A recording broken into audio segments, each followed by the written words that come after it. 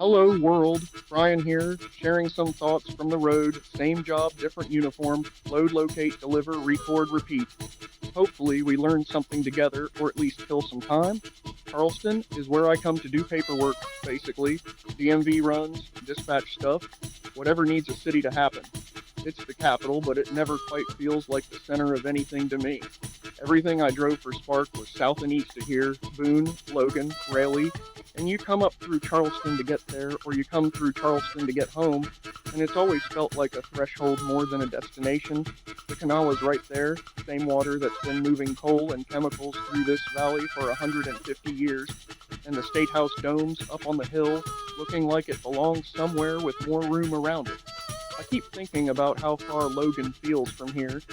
Same state, same flag, same everything on paper. The distance is more than miles. Thank you for riding with me. We are in this together. Keep going.